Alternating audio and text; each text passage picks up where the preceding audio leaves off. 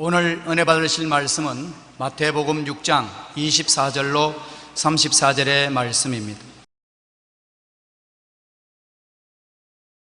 한 사람이 두 주인을 섬기지 못할 것이니 혹 이를 미워하고 저를 사랑하거나 혹 이를 중히 여기고 저를 경히 여김이라.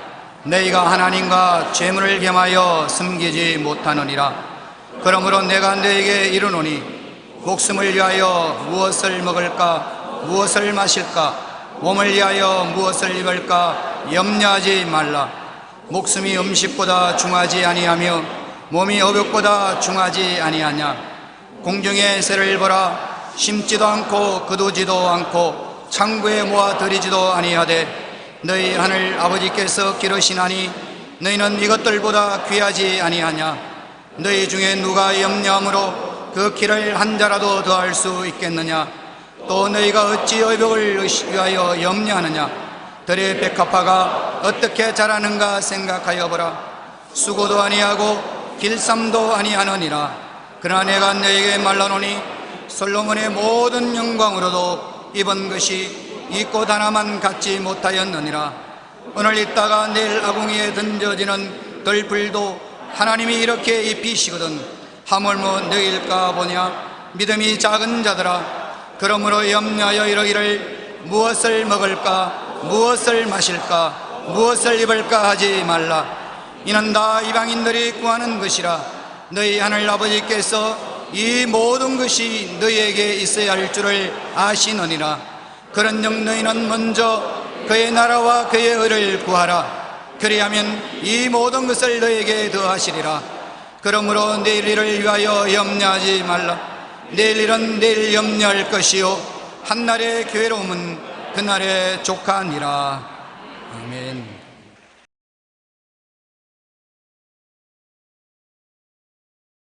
저는 오늘 여러분과 함께 그의 나라와 그 의를 먼저라는 제목으로 은혜를 나누고자 합니다. 성공적인 인생을 사는 조건으로 먼저 할 일과 나중 할 일을 분별해야 되는 것입니다. 삶의 앞뒤를 바꾸어 놓으면 뒤죽박죽이 되어서 혼돈과 무질서로 고생하게 되는 것입니다. 옛날에 한 임금이 신하를 불러 이상한 명령을 내렸습니다. 이 우물물을 길러서 저 밑빠진 독에 채워라. 상식적으로 생각하면 우물물을 길어서 밑빠진 독에 어떻게 채웁니까? 밑빠진 독에 물이 다 새나가버린데. 근데 이 신하는 밤낮을 가리지 않고 우물물을 길러서 밑빠진 독에 갖다 붓는데 사람들이 다 소구장치고 웃었습니다. 저 바보 같은 녀석 보아라. 밑빠진 독에 우물물을 퍼서 아무리 분들 채워질 수 있냐. 그러나 이 사람은 하는 말이, 나의 상사는 임금님이다. 임금님은 내 위에 주권을 가지고 계신 분으로서 그분이 명령하신 것이면 내가 옳고 생각하든 그르게 생각하든 순종하는 것이 내 첫째 임무다. 밤낮으로 우물물을 길어내니까 바닥이 났습니다. 바닥에 큰 금덩어리가 있어요. 그래서 금덩이를 건져서 임금님에게 가져와서 물을 꿀고 절을 하는, 임금님, 우물물을 길러서 밑빠진 독에 채우지 못한 죄가 너무 많습니다. 용서해 주십시오. 그러나 우물물이 바닥에 났는데 큰 금덩어리가 있어서 임금님이 가져왔습니다. 임금님이 너들웃음을 쓰면서, 바로 자네가 내게 순종하면 내가 자네에게 주려고 이 금덩어리를 우물 바닥에 숨겨놓은 것이다. 이건 너 것이다. 나를 순종한 그 대가로 이 금덩어리를 가져가라. 그래서 일약의 큰 부자가 되었다는 것 이야기했습니다. 여러분, 우리가 할 것은 그 나라와 그 일을 먼저 구하라고 했으니 그 나라와 그 일을 먼저 구하는 것이 우리의 의무인 것입니다. 우리가 하나님의 나라와 하나님의 일을 먼저 구하면 그 다음 일은 하나님이 책임져 주시는 것입니다. 하나님께서 우리를 위해서 놀라운 축복을 예배해 놓은 것입니다. 우리가 하나님께 순종하는데 조건이 없습니다. 기분이 좋으니까 순종하고, 기분이 좋지 않으니까 순종 안 하겠다. 쉬우니까 순종하고, 어려우니까 순종 안 하겠다. 사람들이 다 박수 치니까 순종하고, 사람들이 손가락질 하니까 안 하겠다. 그런 조건이 붙으면 그건 안 됩니다. 하나님께 절대 복종해야 되는 것입니다. 우리 조상 아담은 선후를 분별하지 못한, 지혜롭지 못한 조상이었습니다. 선악은 하나님이 결정하시는 것입니다. 좋은 것인가 나쁜 것인가는 하나님이 결정하는 것입니다. 하나님이 절대 주권에 달려있는 것입니다. 우리가 좋다 나쁘다 결정할 것이 아닙니다. 하나님이 좋다면 좋고 하나님이 나쁘다면 나쁜 것입니다. 선악은 절대 주권자인 하나님이 결정할 것입니다. 그리고 말씀하기를 모든 실과는 다 먹되 선악을 아는 실과는 먹지 마라. 먹는 날에는 반드시 죽는다.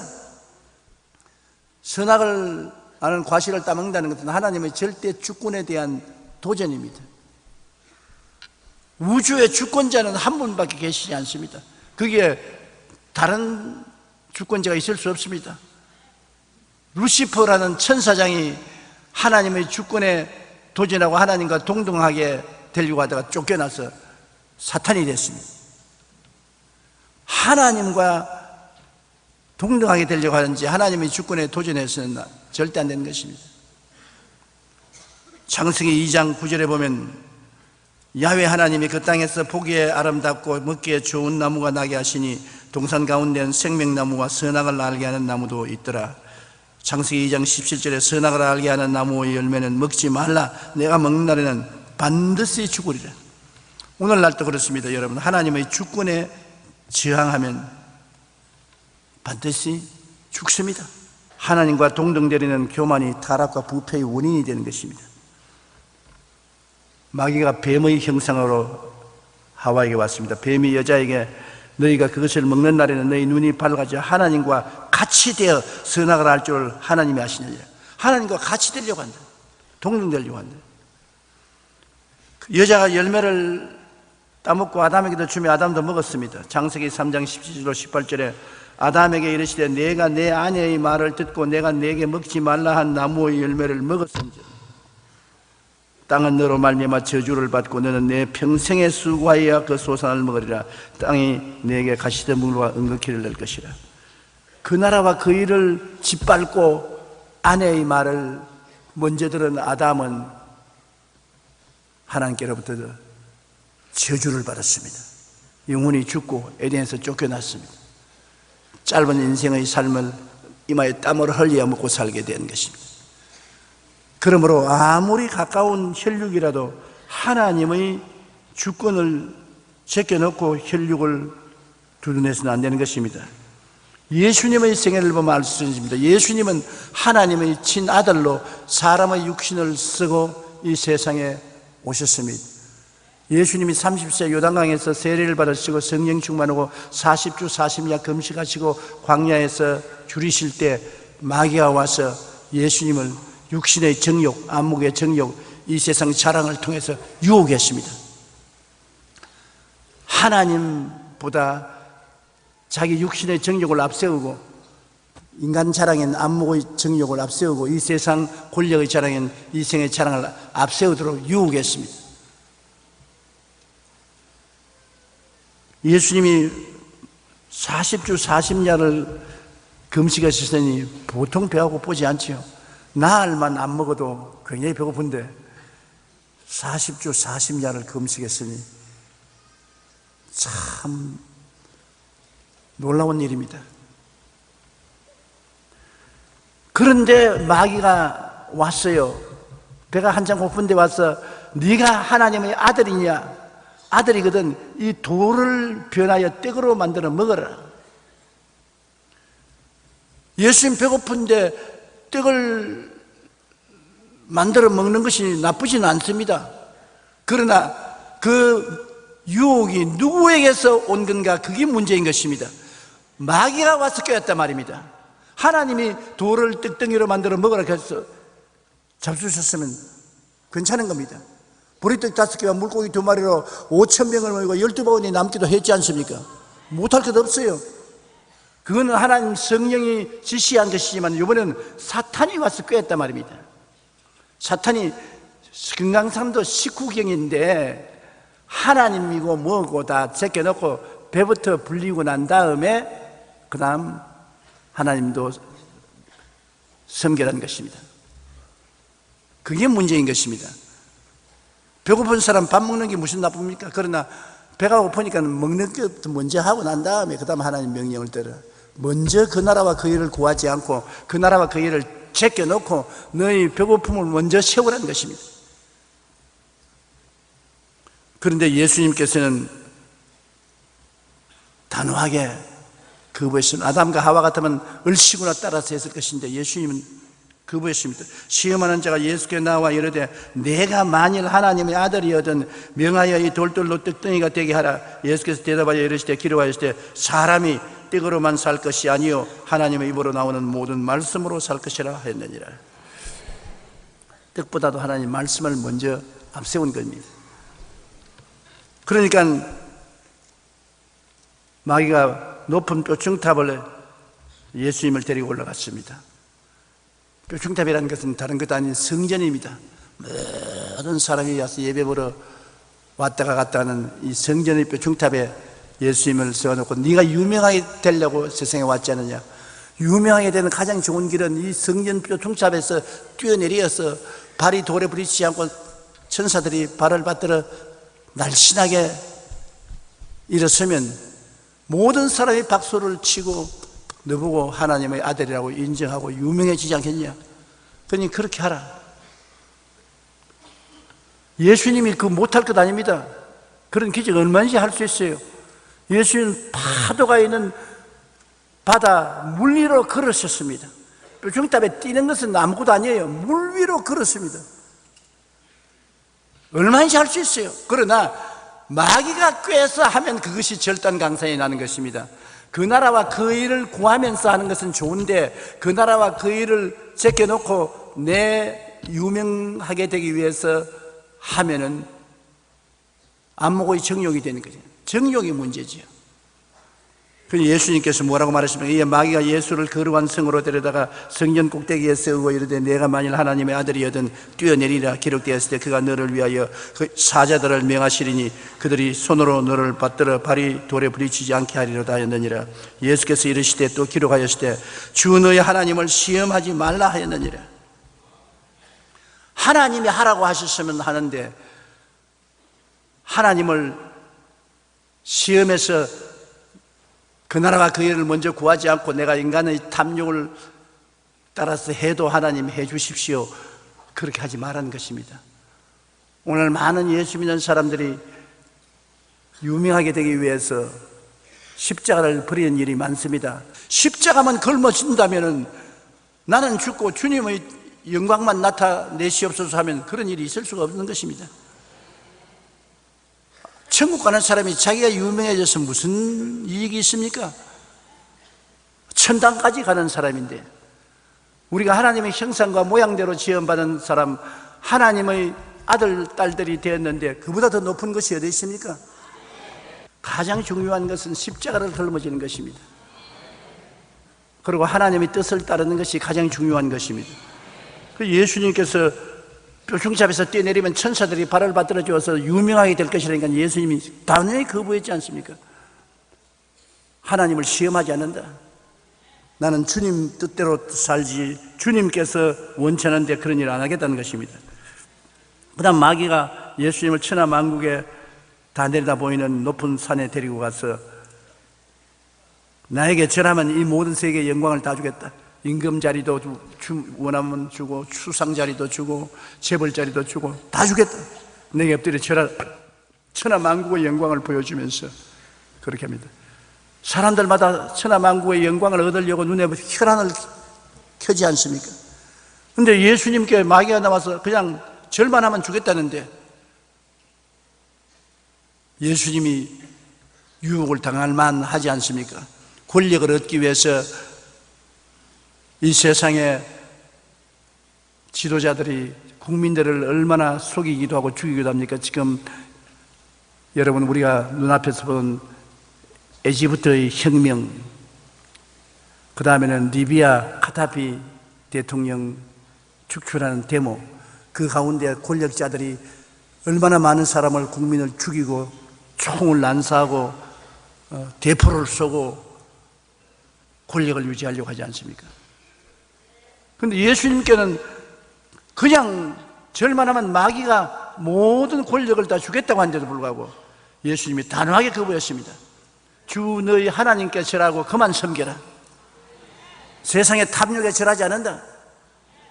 아담과 하와가 다른 것이 바로 이 점인 것입니다. 아담과 하와는 탐욕과 교만에 무릎을 꿇고 절을 했습니다. 육신의 정욕에 절을 하고 안목의 정욕에 절을 하고 이 세상의 자랑에 절을 하고 따라갔는데 예수님은 단호하게 거부했습니다. 예수님은 모든 일에 그 나라와 그 일을 먼저 구한 것입니다. 하나님 제일주의, 하나님 없이 하나님 뜻이 아닌 것을 인간의 욕심 때문에 행하지 않겠다는 것이 예수 그리스도의 뜻인 것입니다. 마귀가 또 그를 데리고 지극히 높은 산으로 가서 천하 만국과 그 영광을 보여 이르되 만일 내게 엎드려 경배하면 이 모든 것을 내게 주리라. 예수께서 말씀하시되 사탄아 물러가라. 기록되었을 때 주 너희 하나님께 경배하고 다만 그를 섬기라 하였느니라. 그러니까 마귀가 예수님과 대화가 안 돼요. 서로 배짱이 맞아야 이야기가 되는데 아무리 예수님께 이야기해도 말이 맞지 않아요. 마귀는 자꾸 너희 정욕과 안목의 정욕과 이 세상 자랑을 먼저 구하라고 하는데 예수님은 하나님 나라를 먼저 구하겠다고 하니 서로 상충됨으로 마귀는 떠나갈 수밖에 없는 것입니다. 예수님께서 마지막 겟세마네 동산에서 인류를 위해서 죽으실 때 주님 기도를 보면 참 처절한 기도인 것입니다. 마태복음 26장 37절로 42절인데 우리 다 같이 한번 읽어보십시다. 베드로와 세베대의 두 아들을 데리고 가실새 고민하고 슬퍼하사 이에 말씀하시되 내 마음이 매우 고민하여 죽게 되었으니 너희는 여기 머물러 나와 함께 깨어 있으라 하시고 조금 나아가사 얼굴을 땅에 대시고 엎드려 기도하여 이르시되 내 아버지여 만일 할만하시거든 이 잔을 내게서 지나가게 하옵소서. 그러나 나의 원대로 마시옵고 아버지의 원대로 하시옵소서 하시고 다시 두 번째 나아가 기도하여 이르시되 내 아버지여 만일 내가 마시지 않고는 이 잔이 내게서 지나갈 수 없거든 아버지의 원대로 되시기를 원하나이다. 모든 인류를 위해서 주님은 대신 죄를 짊어지고 더러움을 짊어지고 병을 짊어지고 저주와 가난을 걸머지고 죽음과 멸망을 걸머지고 죽음의 자리에 올라간 것입니다. 자기가 잘못해서 죽는 것은 어찌할 도리 없지만은 짓지 않은 죄를 전부 책임지고 십자가에 매달려 죽는다는 것은 쉬운 일이 아닙니다. 그러나 그것이 아버지의 뜻이면 기쁘게 하겠다는 것입니다. 로마 시대 명설교가였던 그리스도스돔은 복음 증거를 하다가 체포되어 황제 앞에 서게 되었는데 로마 황제가 그를 위협하면서 내가 만약 계속 예수를 믿고 전도하면 너를 먼 나라로 추방해버리겠다. 그러자 그리스도스돔은 황제께서 나를 먼 나라로 추방하실지라도 하나님은 늘 내 속에 계시기 때문에 나는 결코 버림받지 않고 외롭지 않습니다. 어디 가도 혼자가 아닙니다. 내 안에 하나님이 계십니다. 여러분도 그렇지요? 여러분은 어디에 가도 여러분 안에 하나님이 계시지 않습니까? 또 하나님이 여러분 안에 계시고 여러분이 하나님 안에 계시고 우리 예수 믿는 사람은 결코 핍박을 받아도 버림받지 않습니다. 안 버려지는 것입니다. 그러니까 황제가 화가 내서 좋다 그러면 너희 재산을 내가 몰수하겠다. 그리스도는 허허 웃으면서 나의 모든 재산은 이미 천국에 다 예금해 놓았기 때문에 이 땅에는 없습니다. 이 땅에는 빈손 들어서 나 재산 아무리 빼앗으려도 없는 재산은 어떻게 빼앗습니까? 다 하늘나라에 있는데. 그러니까 황제가 말하기를 이 자식 죽여버리겠다. 나 죽이겠다고요? 늦었습니다. 40년 전에 나는 이미 죽었습니다. 황제가 나를 죽이기 전에 예수님이 먼저 나의 생명을 거두었었습니다. 내가 그리스도와 함께 십자가에 못 박혀 나니 이제 내가 산 것은 내가 아니요 내 안에 그리스도께서 사신 것이라. 내가 이 육체 가운데 사는 것은 나를 사랑하사 나를 위하여 자기 목숨을 버리신 하나님의 아들을 믿는 믿음 가운데 사는 것입니다. 그러니 언제 나를 죽여도 좋습니다. 지금 살아있는 것은 그림자 인생이고 진짜 인생은 벌써 40년 전에 죽었습니다. 그 황제가 그러면 너를 어떻게 해야 되겠나? 그냥 내버려 놓는 게 좋습니다. 할 수 없이 로마 성 밖으로 그리스도스도움을 쫓아내는 것입니다. 우리의 모든 것은 하나님께 속해 있습니다. 돈과 명예와 권력, 미래의 모든 것이 하나님께 다 속해 있으므로 우리는 하나님을 섬기며 그 나라와 그 일을 먼저 구하고 살면 모든 것 하나님이 다 책임져 주시는 것입니다. 무엇을 먹을까, 무엇을 입을까, 무엇을 마실까, 어디에 살고 실제로 하나님이 책임져 주시는 것입니다. 그런 능력도 없는 하나님 같으면 하나님이 아니지요. 하늘을 쳐다보십시오. 저 수없이 많은 별들을 보십시오. 하나님이 그 별들을 다 만드시고 다 보시고 주관하시는 것입니다. 그런데 여러분의 생명은 저 별들보다 귀하지 않습니까? 왜냐하면 별들은 하나님의 형상과 모양을 갖고 있지 않지만 여러분은 하나님의 형상과 모양을 갖고 있는 것입니다. 그러니 여러분은 별들보다 귀합니다.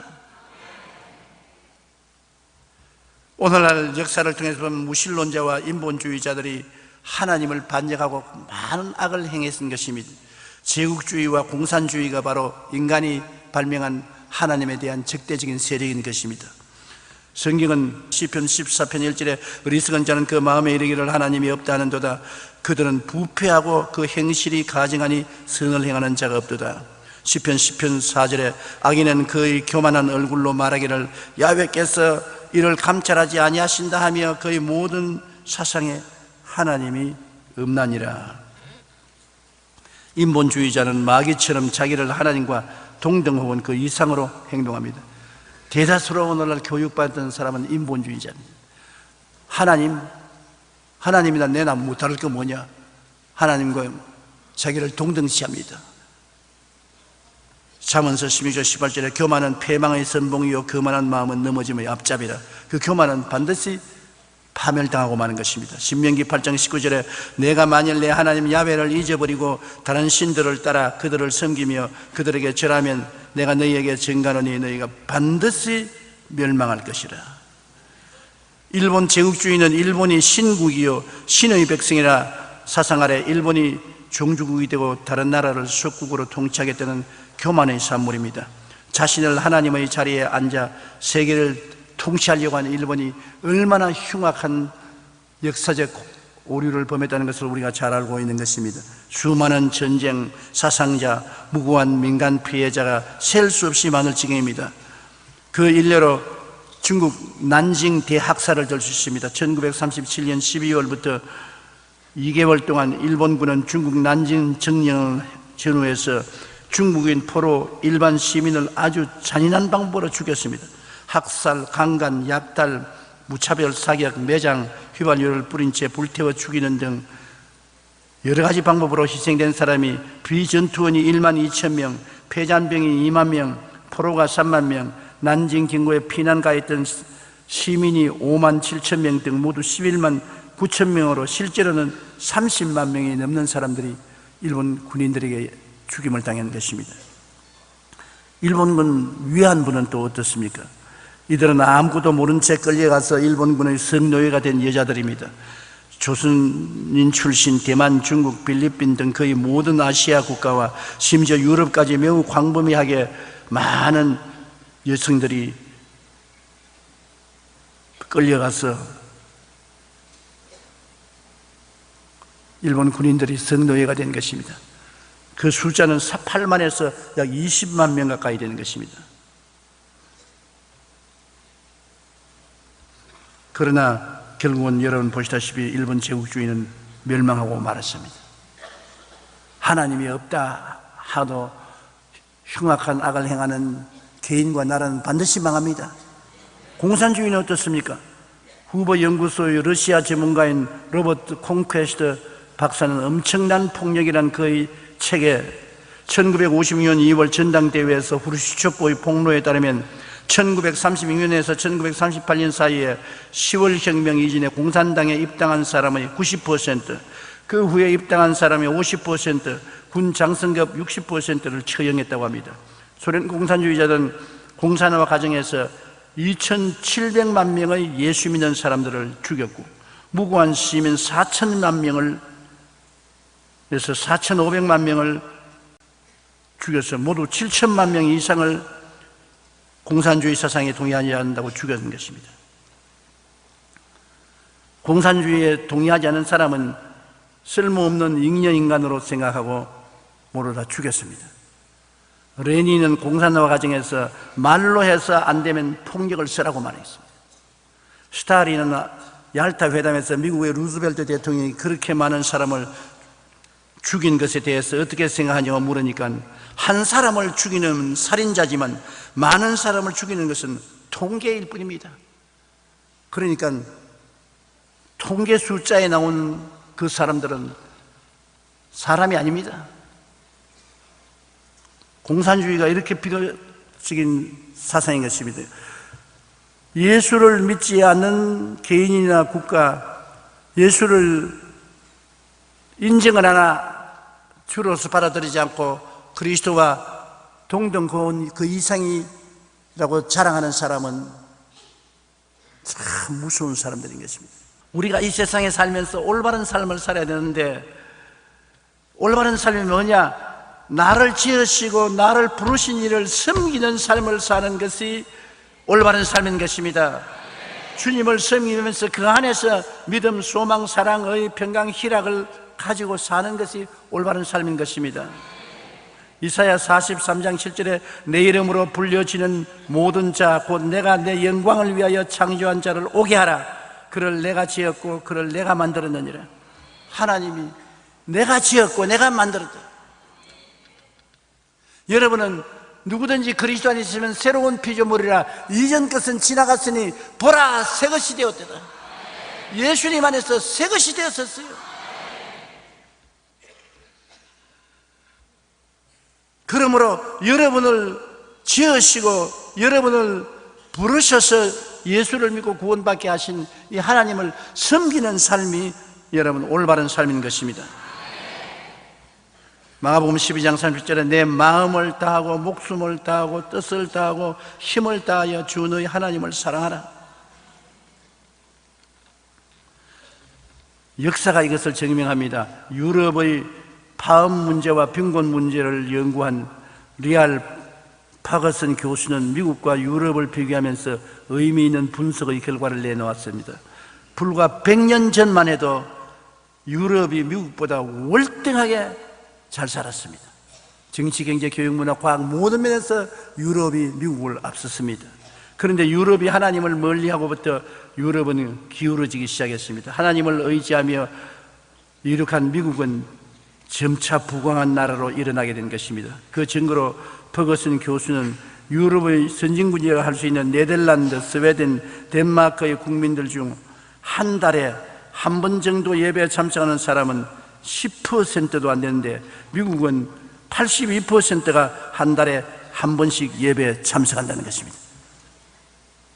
10%밖에 교회 안 나가요. 지금 유럽이 예수 믿는 대륙이라고 생각하는 것은 잘못 생각한 것입니다.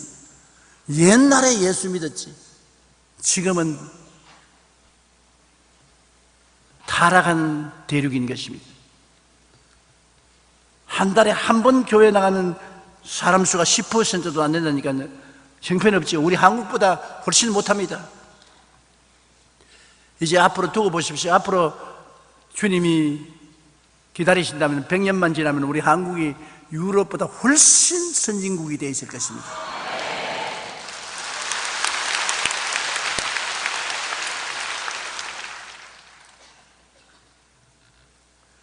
야훼께서 집을 짓지 않으면 세우는 자의 수고와 헛되이 야베께서 성을 지키지 않으면 파수꾼의 경성함이 헛사로다. 아침에 일찍 일어나고 저녁에 늦게 누우며 수고의 떡을 먹음이 헛되도다. 하나님은 자기를 사랑하는 자에게 잠을 주시는도다. 하나님이 같이 해야 돼요. 시편 73편 23절에 내가 항상 주와 함께하니 주께서 내 오른손을 붙드셨나이다. 시냇가에 심은 나무와 같이 매사에 형통하기 위해서는 항상 주님과 함께 해야 합니다. 이를 위해 하나님이 싫어하시는 악인의 꾀를 쫓지 말고 죄인의 길에 서지 말고 오만한 자의 자리에 앉지 말고 주야로 하나님의 말씀을 묵상하며 그 말씀대로 행하면 하나님과 같이 살게 되고 복 있는 사람이 되어 영혼이 잘됨같이 범사에 잘되며 강건하고 생명을 얻되 풍성하게 얻게 되는 것입니다. 최승찬 씨의 간증을 들어보면 굉장히 유명합니다. 최승찬 씨는 작년에 23살의 나이로 미국 보스턴 대학교를 졸업하고 한국 국회 외교통상위원회에서 인턴으로 일을 했습니다. 그는 이미 확정된 미국 외교관의 과정을 하나씩 밟아가고 있는 것인데 이러한 그와 함께 그의 가족에 대한 이야기가 많은 사람들에게 잔잔한 감동을 주고 있습니다. 그는 보스턴 대학교 2학년 때 미국 정부의 외교관 선발 과정인 특별 프로그램 펠로십 장학금 수혜자가 되었습니다. 이것은 미국 전체 대학생 800만 명 중에 32명에게만 주는 장학금인데 그 중에 한국인으로서 최승찬 씨가 장학금을 받게 된 것입니다. 그는 대학교 재학 중에 4학년 동안 전액 장학금을 받았는데 5개 종류의 장학금을 받은 것을 모두 돈으로 환산하면 40만 달러, 약 4억 5천만 원이 됩니다. 그런데 그는 공부만 하는 공부벌레는 결코 아니었습니다. 그는 고등학교와 대학에서 펜싱 대표 선수로 일했고 트럼펫과 기타도 연주하고 노래, 댄스 실력도 프로급이고 고등학교 때는 잡지 모델로 활약되었습니다. 그는 그의 공부 비결을 이렇게 설명했습니다. 방향이 중요합니다. 저는 하나님이 나의 생명의 방향이 되어 주셨습니다. 뭘 하든지 하나님을 위해서 하자는 것이 저 인생의 목표입니다. 그렇지 않으면 그냥 돈 많이 벌고 좋은 직업을 갖는 게 방향이 되고 맙니다. 올바른 말 아닙니까? 그거 살아가는데 방향이 하나님을 기쁘시게 하는 것이 그의 삶의 살아가는 방향이다. 그냥 유명해지고 돈 잘 벌고 세상적으로 잘 사는 것이 방향이 되면은 육신의 정욕, 안목의 정욕, 이생의 자랑의 노예가 되고 마는 것입니다. 더욱 놀라운 것은 그의 누나 보스턴 대학교에서 그리고 여동생도 하버드 대학교에서 4년 전에 장학금으로 공부를 했다는 것입니다. 이러한 형제들의 병에는 그의 어머니의 자녀 교육 비법이 있습니다. 그런데 이 어머니가 올바르게 자녀를 기르는 것입니다. 황경애 씨 간정에 엄마 울지 말라는 책을 출간했는데 그 자기 자녀 교육법을 기록했습니다. 그의 어머니는 저는 아이들에게 공부하라는 말 대신 기도하자, 예배드리자는 말을 더 자주 했다는 것입니다. 2, 3살부터 무슨 일이 생기면 애들을 이렇게 기도하자, 예배드리자. 그러니까 애들 마음에 확 박혔어요. 무슨 일이 생기면 기도하고 예배드려야 된다. 그 이후에 공부하자, 무슨 인간적으로 노력해라는 것은 그 뒤에 나오는 말이지 그것이 중심이 된 말은 아니었습니다. 자녀의 성경식도는 언제나 어디서나 하나님의 자녀임을 당당하게 드러내는 것이라고 어머니는 말했습니다. 하나님의 자녀가 되게 하는 것이 어머니가 자식을 키우는 자기의 책임이다. 인생 성공 척도는 우리가 무엇을 향하는가 하는 것이 무엇보다 중요합니다. 어디를 향해서 가느냐? 내가 향해서 가는 그곳에 나중에 내가 도착하게 되는 것입니다. 우리가 하나님을 바라고 믿음으로 나아갈 때 우리의 믿음대로 환경이 이루어지는 것입니다. 그러면 우리의 삶의 가장 근원적인 자원은 바로 믿음인 것입니다. 우리가 하나님 앞에서 말씀으로 마음에 가득하고 하나님의 은총을 꿈꾸고 믿고 긍정적인 말을 하고 나가면 생활의 분위기가 영혼이 잘됨같이 범사의 잘됨에 강건하고 생명을 얻되 풍성히 얻는 분위기로 변화되는 것입니다. 분위기가 굉장히 중요합니다. 분위기가 못 살고 안 되고 퇴폐하고 파멸되는 그런 나쁜 분위기가 되면 좋은 일이 일어나지 않아요. 여러분 개인과 가정과 생활과 사업과 모든 일에 성공하는 분위기가 만들어져야 되는데, 그것은 그 나라와 그 일을 먼저 구하면 하나님이 축복의 분위기를 만들어 주시는 것입니다.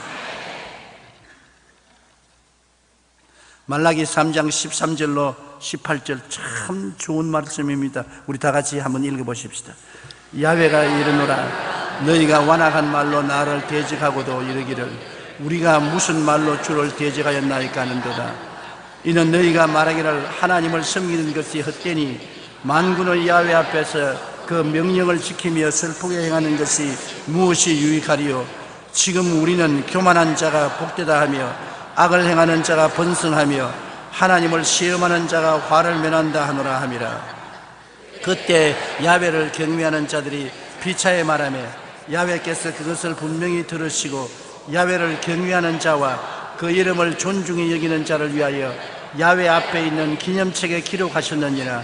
만군의 야훼가 이르노라, 나는 내가 정한 날에 그들을 나의 특별한 소유로 삼을 것이요 또 사람이 자기를 섬기는 아들을 아낌같이 내가 그들을 아끼리니 그때 너희가 돌아와서 의인과 악인을 분별하고 하나님을 섬기는 자와 섬기지 않은 자를 분별하리라. 결국 우리의 삶은 분별해 볼 수 있게 된다는 것입니다. 두루뭉술이가 아니고 그냥 막 혼탁에 섞여 있는 것이 아니고 분별이 된다. 하나님을 섬기는 개인과 백성, 하나님을 섬기지 않는 개인과 백성이 분별이 된다. 분별해 볼 수가 있다. 다 한 곳에 살지만은 똑같이 살지는 않는 것입니다. 하나님을 섬기는 사람을 하나님은 특별한 백성으로 삼아 축복해 주셔서 사람들이 분별해 볼 수 있게 만들어 주겠다. 그러므로 우리 하나님께서는 여러분을 아무렇게나 내버려 놓지 않습니다. 마태복음 6장 31장 33절을 보면 그러므로 염려하여 이르기를 무엇을 먹을까 무엇을 마실까 무엇을 입을까 하지 말라. 이는 다 이방인들이 구하는 것이라. 너희 하늘 아버지께서 이 모든 것이 너희에게 있어야 할 줄을 아시느니라. 그러니 너희는 먼저 그의 나라와 그 의를 구하라. 그러면 이 모든 것을 너희에게 더하시리라. 하나님이 뭐 하늘에서 놀고 계신 줄 알지만 그렇지 않습니다. 하나님 부지런히 일하고 계십니다. 우리에게 하늘나라는 예수님을 섬기는 삶이 바로 하늘나라를 구하는 것입니다. 하나님의 정의는 예수님의 십자가 구원의 사랑을 쫓아 사는 삶인 것입니다. 예수님을 믿고 예수님께 희망을 주며 예수님을 가슴 저리게 사랑하고 우리의 삶 속에 그 무엇도 예수님보다 앞세우는 일을 하지 않고 살 때 하나님께서는 우리들의 필요와 소망을 이루어 주신 것입니다. 그 나라 예수님의 나라입니다. 그 의 예수님의 의인 것입니다. 예수님을 믿고 의지하고 사랑하고 예수님을 따라가는 것이 그 나라와 그 의를 구하는 것입니다. 복잡하고 어렵게 생각하지 마십시오. 예수 그리스도와 함께 사는 삶이 그 나라와 그 일을 구하는 삶인 것입니다. 6월 6.25 사변 직후 미국의 로다리 클럽 회원들이 나병 환자 수용소를 방문했던 적이 있습니다. 그 중에는 미국에서 파견 나온 간호사, 선교사 한 사람이 나병 환자의 고름을 짜주고 상처를 성심껏 간호하고 있었습니다. 한 사업가가 그 장면을 사진으로 찍으면서 말했습니다. 야, 100만 번짜리 사진이다. 누가 내게 100만 불을 준다 해도 나는 이 문둥이의 고름이 철철 흐리는 상처를 고름을 짜고 붕대를 감아주고 난 그건 못하겠다. 그러면서 간호사 선교사에게 말했습니다. 당신은 어떻게 이 문둥병 환자의 더러운 상처를 씻어주고 치료해 줍니까? 나는 100만 불을 준대도 못하겠습니다.